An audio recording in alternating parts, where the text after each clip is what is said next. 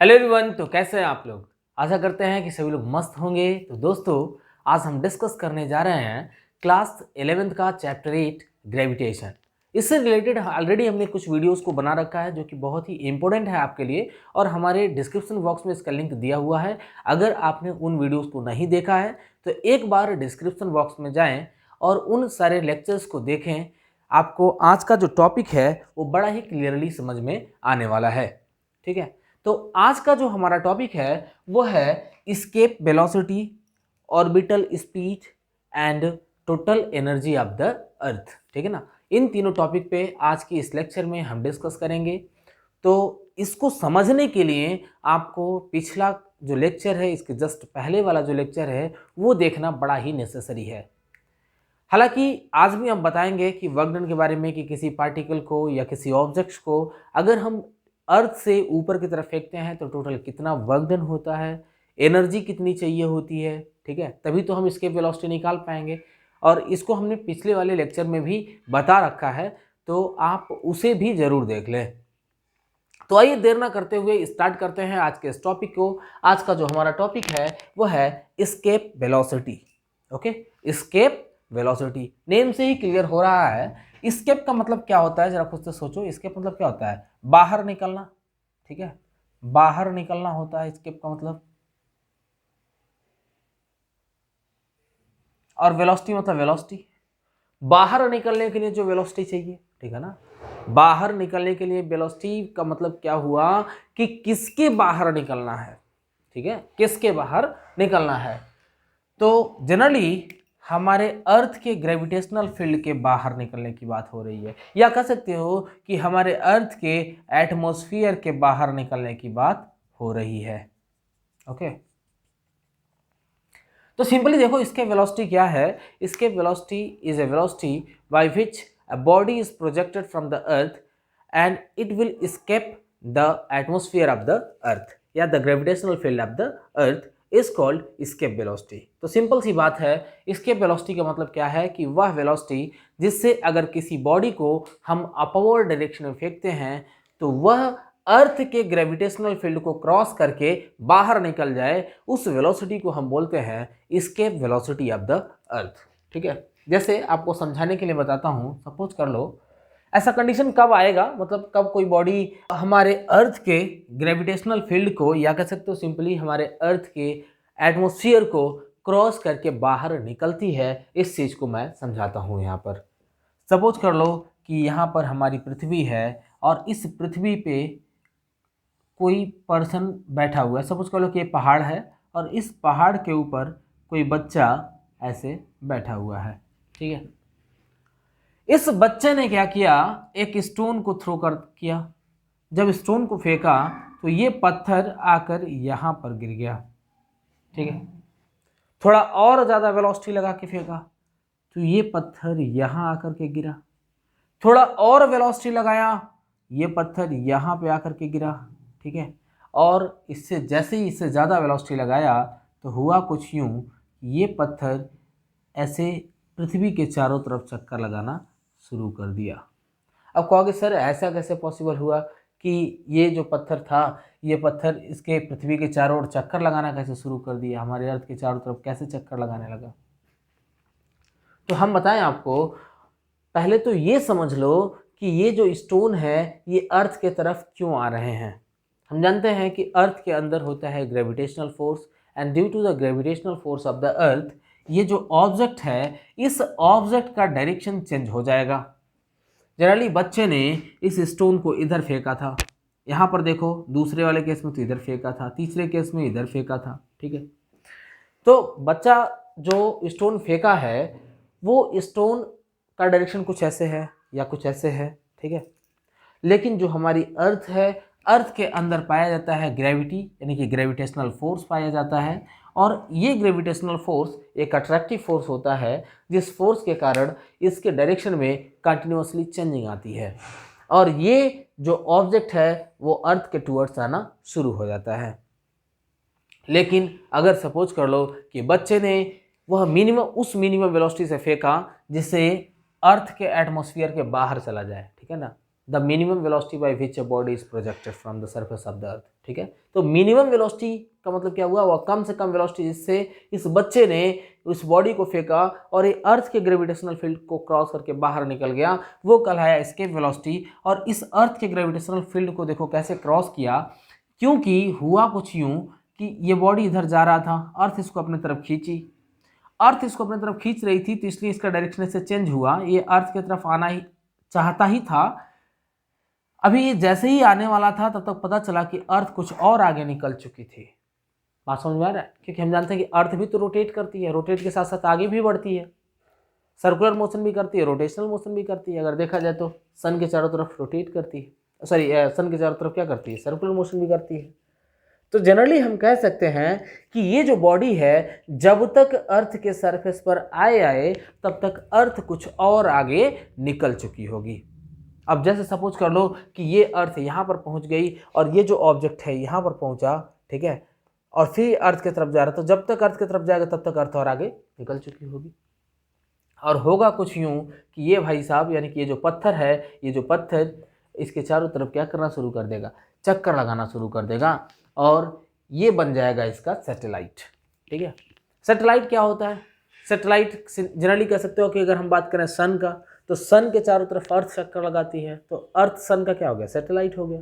वैसे ही देखें अगर अर्थ की बात करें तो अर्थ के चारों तरफ मून चक्कर लगाता है, तो मून क्या हो गया, अर्थ का सैटेलाइट हो गया।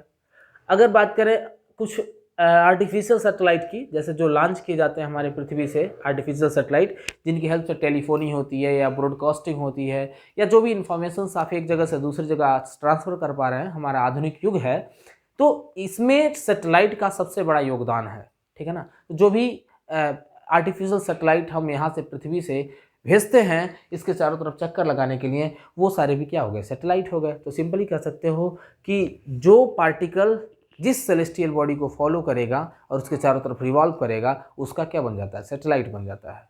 ठीक है, तो जनरली अर्थ के चारों तरफ चक्कर लगाने वाला अर्थ का सैटेलाइट हो गया, जिससे जैसे मून की अगर हम बात कर लें तो मून अर्थ का सैटेलाइट हो गया। ठीक है, तो जो भी सैटेलाइट लॉन्च किए जाते हैं जो अर्थ के चारों तरफ चक्कर लगाएं, वो सैटेलाइट कुछ इसी वेलोसिटी से फेंके जाते हैं, यानी इसके वेलोसिटी से ही फेंके जाते हैं। ठीक है, तो मिनिमम रिक्वायर्ड वेलोसिटी, जिसके कारण अगर हम किसी बॉडी को यहाँ से फेंकते हैं अर्थ के सरफेस से और वो इसके ग्रेविटेशनल फील्ड को क्रॉस कर जाए, तो वो क्या कहलाएगा, इसके वेलोसिटी कहलाएगा। समझ गया ना। तो सपोज कर लो कि यहाँ पे जो बॉडी रखी हुई है, इस ऑब्जेक्ट का मास स्मॉल m है और अर्थ से इसका जो डिस्टेंस के सेंटर से इसका डिस्टेंस r है, यानी कि रेडियस ऑफ द अर्थ, क्योंकि सरफेस पर रखा हुआ है, और ये बॉडी यहाँ से फेंका जा रहा है अपवर्ड डायरेक्शन में, इन्फिनिटी तक इस बॉडी को जाना है। ठीक है, अब ध्यान से समझिएगा कि यहाँ पर टोटल वर्क डन कितना होगा। हियर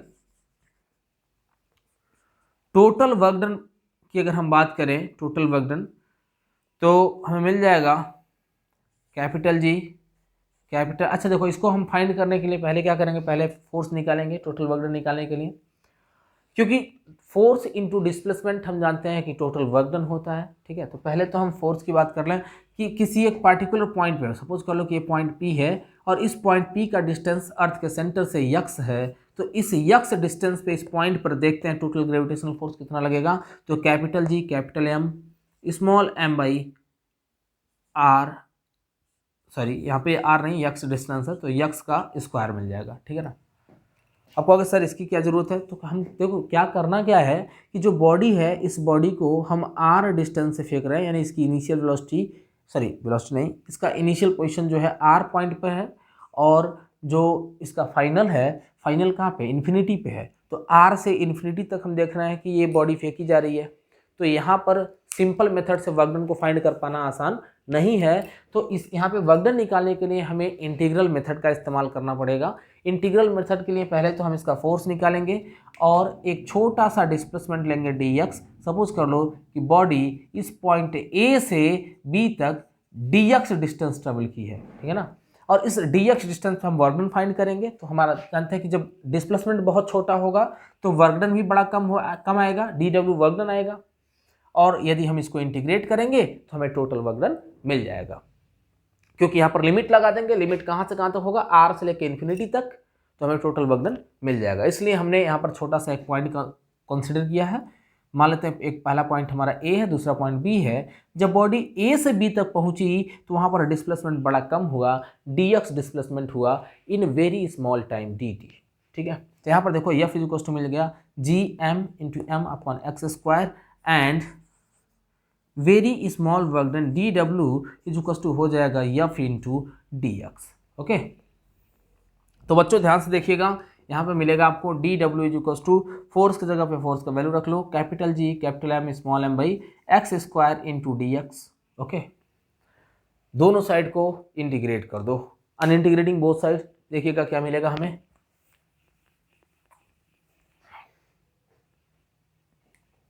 तो ऐसे लिखते हैं ऑन इंटीग्रेटिंग बोथ साइड। अच्छा, यहाँ पे देखो डी डब्ल्यू को हम जीरो से लेकर डब्ल्यू तक करेंगे, क्योंकि जब बॉडी यहाँ पर रखी हुई है तो कोई वर्क डन नहीं हुआ, तो जीरो वर्क डन, और जब इन्फिनिटी पे गए तो हमने मान लिया कि डब्ल्यू वर्क डन हुआ। ठीक है, और जो ये है हमारा पोजीशन है, पोजीशन कहाँ से कहाँ तक होगा, आर से लेके इन्फिनिटी तक, तो यहाँ पर लिमिट लगा देंगे फ्रॉम एक्स का वैल्यू कहाँ से कहाँ तक, आर से लेके इन्फिनिटी तक। तो देखो हमें क्या मिल जाएगा, डी डब्ल्यू को इंटीग्रेट करने पर डब्ल्यू मिल गया, integral of G capital M small M by x square into D x, कहाँ से कहाँ तक, आर से लेके इन्फिनिटी तक। ओके, सो मिला हमें W is equal to G M small M in bracket 1/x। जब आप देखेंगे तो जी एम ये जो है कांस्टेंट टर्म है, तो इसको हमने बाहर निकाल लिया, और 1/x square into D x को जब आप इंटीग्रेट करोगे तो मिलेगा 1/x। ठीक है ना, करके देख लेना, इसे निकाल के माइनस 1/x मिल जाएगा यहाँ पे। तो और लिमिट हमें लगाना ही है, लिमिट कहाँ से कहाँ तक, आर से लेके इन्फिनिटी तक, यहाँ पे हो जाएगा माइनस, तो मिला -1/x, और लिमिट लग गया आर से लेके इन्फिनिटी तक। कैसे हुआ इसको हमने प्रीवियस वीडियो में भी ऑलरेडी वर्क डन को फाइंड किया, तो आप वहाँ से भी जा करके समझ सकते हैं इसको बड़ा ही क्लियरली। तो डब्ल्यू इज इक्वल टू मिल जाएगा capital G capital M small M in bracket 1/इन्फिनिटी माइनस, सुनो माइनस को क्या करते हैं बाहर निकाल लेते हैं, -1/r।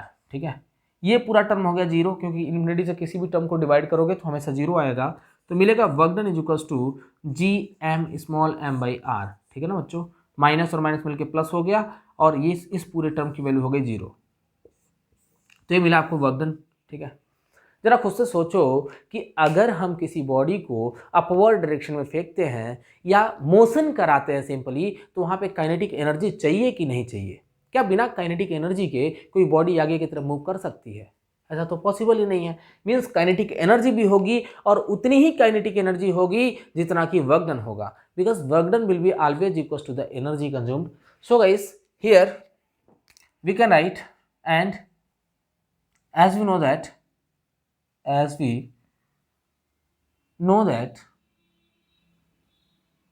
यहाँ पे काइनेटिक एनर्जी भी होगी, और उस काइनेटिक एनर्जी का वैल्यू होगा हाफ mv का स्क्वायर। ठीक है, यहाँ पे E लिखने का सेंस क्या है, E जो है एस्केप वेलोसिटी है, क्योंकि वह मिनिमम वेलोसिटी से बॉडी को फेंकी जा रही है ताकि वो ग्रेविटेशनल फील्ड से बाहर चला जाए।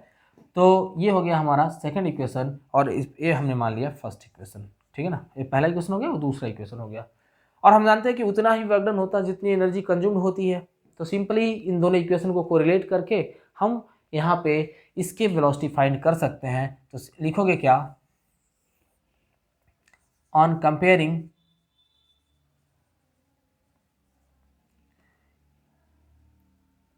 First and second equation.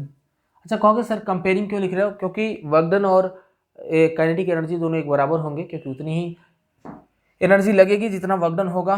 तो मिल जाएगा हाफ mve का स्क्वायर इज इक्वल टू, यहाँ देखो क्या है, capital G capital M small M by R, M से एम कैंसिल हो गया, V square is equal to मिल गया, 2 को इधर भेज दो तो 2gm बाई आर। ओके, और V square is equal to मिल जाएगा, sorry V is equal to मिल जाएगा √2gm बाई आर। ठीक है, ये हमें मिल गया इसके वेलोसिटी। ठीक है, अब सिंपली अगर तुम चाहो तो यहाँ पे इसके वेलोसिटी फाइंड कर सकते हो। इसके वेलोसिटी फाइंड करने का तरीका बताता हूँ। चाहो तो जी एम का वैल्यू रख लो और आर का वैल्यू रख लो। जी का वैल्यू आप जानते हो 6.67 into 10 power -11 newton metre square पर kilogram square. Mass of earth होता है 6.0 इंटू 10⁻24 kg और रेडियस ऑफ अर्थ होता है 6400 किलोमीटर। सारे वैल्यूज को यहाँ पे रखोगे तो इसके वेलोसिटी आपको पता चल जाएगा। लेकिन आप और भी इसको सॉल्व कर सकते हैं, एक और फार्मूला कैलकुलेट कर सकते हैं, क्योंकि आपने पढ़ा है स्मॉल जी इक्वल होता है capital G capital M by r square. ठीक है, तो सिंपली आर को इधर भेज दो तो मिल जाएगा जी एम इक्वल मिल जाएगा जी आर स्क्वायर। तो इस जी एम के जगह पे हम ये वैल्यू रख सकते हैं, जी आर स्क्वायर रख सकते हैं। तो वी ई इक्वल मिल जाएगा √2 जी आर स्क्वायर अपॉन आर। एक आर से एक आर कैंसिल हो गया और वी ई इक्वल मिल जाएगा √2 जी आर। ठीक है, और इस जब इस पूरे वैल्यू को कैलकुलेट करोगे तो आपको मिलेगा 2 × 9.8 है इंटू, और यहाँ पे रेडियस ऑफ अर्थ कितना होता है बच्चों 6400 किलोमीटर होता है। तो मीटर में जो बदलोगे 6.4 इंटू 10⁻6 मीटर हो जाएगा। जब इस पूरे वैल्यू को कैलकुलेट करोगे तो कैलकुलेट करने पर आपको मिल जाएगा 11.2 किलोमीटर पर सेकंड होगा। ठीक है ना, 11.2 किलोमीटर पर सेकंड होगा। अच्छा कहोगे सर ये कैसे आया, इस पूरे वैल्यू को कैलकुलेट करोगे तो मीटर में कुछ वैल्यू आएगा, कितना आ जाएगा 11,200 मीटर पर सेकंड हो जाएगा। और जब आप किलोमीटर में इसको चेंज करोगे तो मिल गया 11.2 किलोमीटर पर सेकंड। यानी किसी भी बॉडी को अगर मैं इस मार्कर को भी इस वेलोसिटी से फेंक देता हूँ तो ये हमारे अर्थ के ग्रेविटेशनल फील्ड के बाहर चला जाएगा और एज ए सैटेलाइट अर्थ के चारों तरफ चक्कर लगाना शुरू कर देगा। ठीक है, तो लगभग आपको समझ में आया होगा कि इसके वेलोसिटी क्या होता है या फिर इसके वैल्यू को कैसे डिराइव करते हैं। ठीक है, तो तब तक वीडियो को पॉज करो, इसे नोट कर लो, फिर हम आगे बढ़ते हैं अपने अगले टॉपिक की ओर। हमारा अगला टॉपिक है orbital velocity of the satellite. ठीक है, तो जल्दी से नोट करो बच्चों।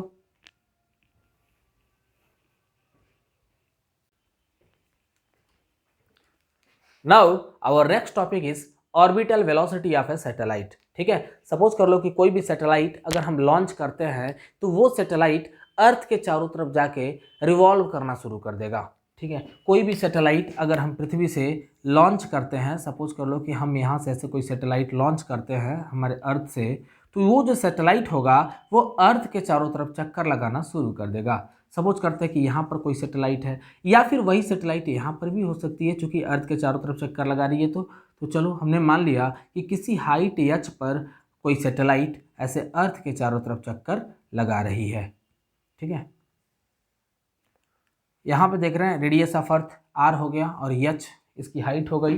तो टोटल वैल्यू कितना हो जाएगा, टोटल डिस्टेंस सेंटर से कितना हो जाएगा आर प्लस एच। ठीक है, तो आर प्लस एच डिस्टेंस पे कोई सैटेलाइट जिसका मास स्मॉल एम है वो अर्थ के चारों तरफ चक्कर लगा रही है। तो हम जानते हैं कि इस चक्कर लगाने के लिए कुछ वेलोसिटी की ज़रूरत पड़ेगी और इस वेलोसिटी की वैल्यू हमने मान लिया v0 है और इस वेलोसिटी को हम बोलते हैं ऑर्बिटल वेलोसिटी।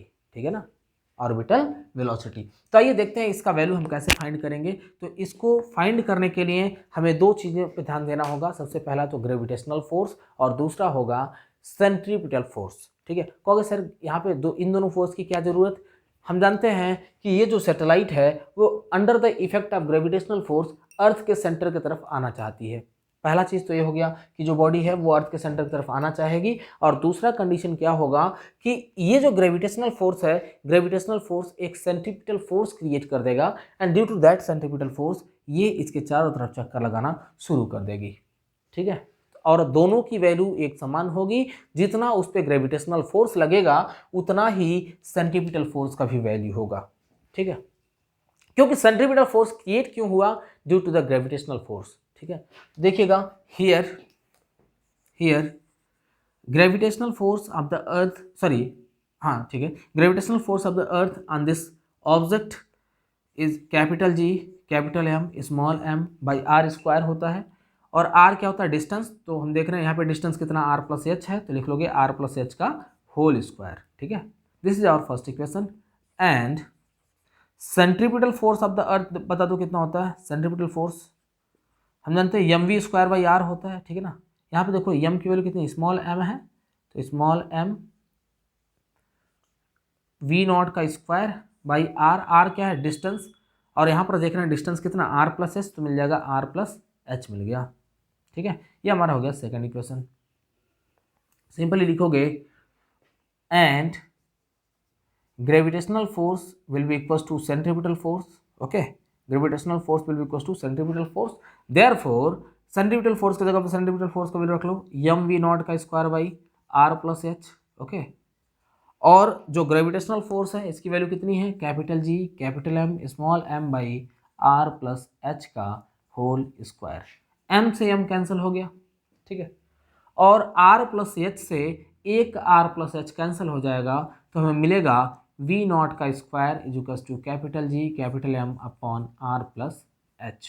ठीक है, यानी वी नॉट की अगर हम वैल्यू की बात करें तो मिल जाएगा root over G M by r plus h. ठीक है, ये हमें मिल गया orbital velocity of the satellite. अगर सपोज कर लो कि जो सैटेलाइट है वो सैटेलाइट अर्थ के काफ़ी क्लोजर है, काफ़ी क्लोजर अर्थ से रिवॉल्व कर रहा है, in that case h will be, ऐसे यहाँ पे कंडीशन लिखते हैं if h is very smaller than r. ठीक है, अगर सपोज कर लो कि जो हाइट है यानी जो सैटेलाइट है, सैटेलाइट अर्थ से बहुत क्लोजर है, रिवॉल्व कर रहा है, तो कह सकते हो कि यहाँ पे जो हाइट होगा वो रेडियस से बड़ा कम होगा, then h will be neglected, h will be neglected and we will get v not is equals to capital G capital M by r, ठीक है, का स्क्वायर रूट। और आप जानते हैं फिर वही कंडीशन, जीएम की जगह पे जीएम का वैल्यू रखेंगे, जीएम का वैल्यू कितना अभी आपने फाइंड किया था, तो G R square by R whole का स्क्वायर रूट, एक आर से एक आर कटा, और V not is equals to मिल जाएगा root over G into R. ठीक है, जब आप इस पूरे वैल्यू को कैलकुलेट करोगे, यहाँ पर हम जानते हैं जी की जगह पे वैल्यू रख देंगे 9.8 metre per second square into radius of earth हम जानते होता है 6.4 into 10 to the power 6 metre होगा, और जब आप इस पूरे वैल्यू को कैलकुलेट करोगे तो आपको मिलेगा 7.93, ठीक है, 7.93 किलोमीटर पर सेकेंड। ठीक है, ये मिल जाएगा आपको orbital velocity of the satellite. अब कहोगे सर ये कहाँ से आया, इसको जब इस पूरे वैल्यू को कैलकुलेट करोगे तो आपको ये टर्म मिल जाएगा, आपको मिलेगा 7,930 मीटर पर सेकेंड, यानी कि 7.93 किलोमीटर पर सेकेंड। ठीक है, या इसी का अप्रॉक्सीमेट वैल्यू हम इधर लिख लेते हैं, it will be nearly equal to 8 kilometre per second.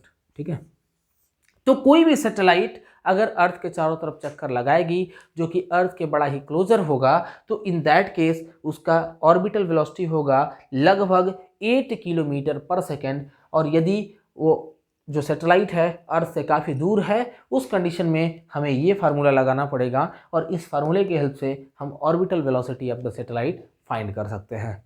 ठीक है, तो यकीनन आपको समझ में आया होगा कि ऑर्बिटल वेलोसिटी क्या है, या कोई भी सैटेलाइट अर्थ के चारों तरफ चक्कर लगाती है जो कि अर्थ के बहुत ही क्लोजर होगी, तो उसका ऑर्बिटल वेलोसिटी कितना होगा। ठीक है, तो जल्दी से वीडियो को पॉज करो, इसे नोट कर लो, फिर हम बढ़ते हैं अपने अगले टॉपिक की ओर।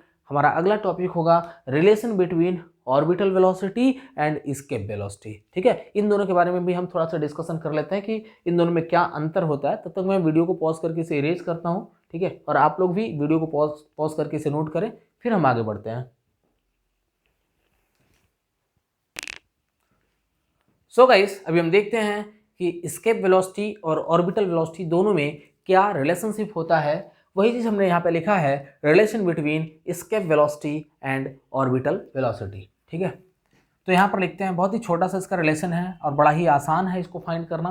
देखिए कैसे फाइंड करते हैं, एज वी नो दैट आपने जस्ट अभी थोड़ी देर पहले फाइंड किया था, escape velocity is equal to root over 2gr। ठीक है, ये वैल्यू आपने निकाला था। ओके, एंड जस्ट अभी फाइंड किए हो ऑर्बिटल वेलोसिटी बराबर होता है रूट gr।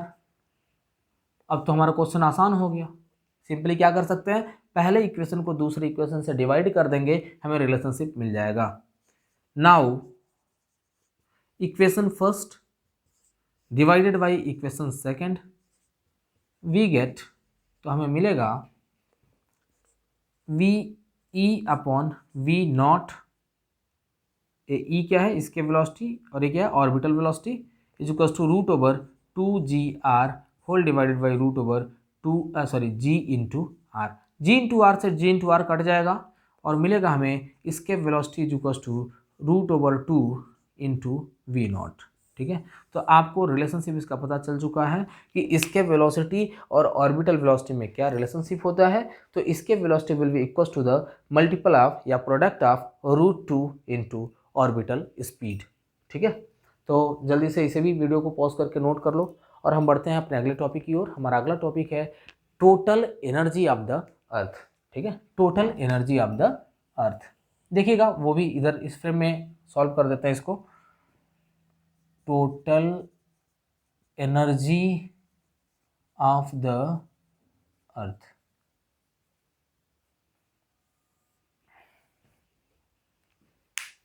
सो गाइस देखते हैं टोटल एनर्जी ऑफ द अर्थ हम कैसे फाइंड करेंगे। यहाँ पर हम जानते हैं कि जब भी किसी बॉडी को ऊपर की तरफ फेंकेंगे तो उस बॉडी में पहली तो काइनेटिक एनर्जी होगी और दूसरी होगी पोटेंशियल एनर्जी।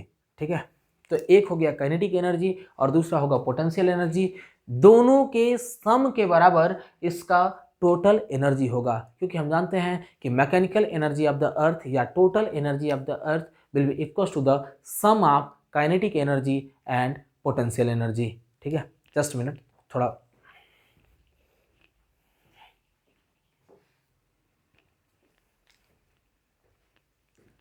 सॉरी गाइस, असल में एक फ्रेंड आ गए हैं, दरवाज़ा नॉक कर रहे थे, फिर उसे खोलने जाना पड़ा है। तो आइए, हम बता रहे थे हम टोटल एनर्जी के बारे में। तो टोटल एनर्जी ऑफ द अर्थ देखो क्या मिल जाएगा।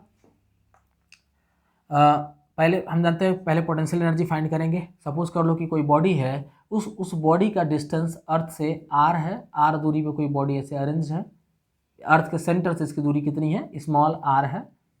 तो इस कंडीशन में हम फाइंड करते हैं पोटेंशियल एनर्जी बराबर हो जाएगा capital G capital M small m by r। आप ऑलरेडी इस चीज़ को पढ़ चुके हैं कि ये वैल्यू कहाँ से है, ये माइनस में होगा।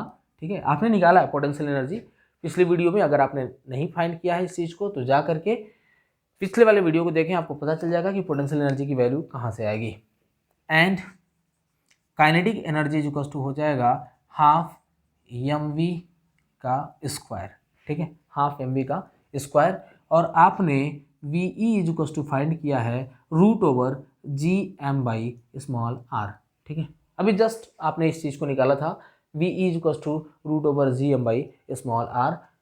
तो यहाँ पर क्या करेंगे, इस वैल्यू को रख देंगे तो हमें मिल जाएगा 1/2 स्मॉल m, और इधर रूट है इधर स्क्वायर है, तो स्क्वायर करोगे तो रूट और स्क्वायर कैंसिल हो जाएंगे, यानी सिंपली मिल जाएगा G M by small r। ठीक है, ये हमारा हो गया सेकेंड इक्वेशन। और आपने एक चीज़ और पढ़ा है कि the total energy will be equal to the sum of potential energy and kinetic energy. So as we know that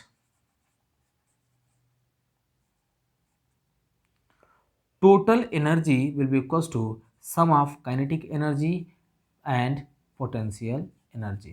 ठीक है, अब देखते हैं यहाँ पे काइनेटिक एनर्जी कितनी है।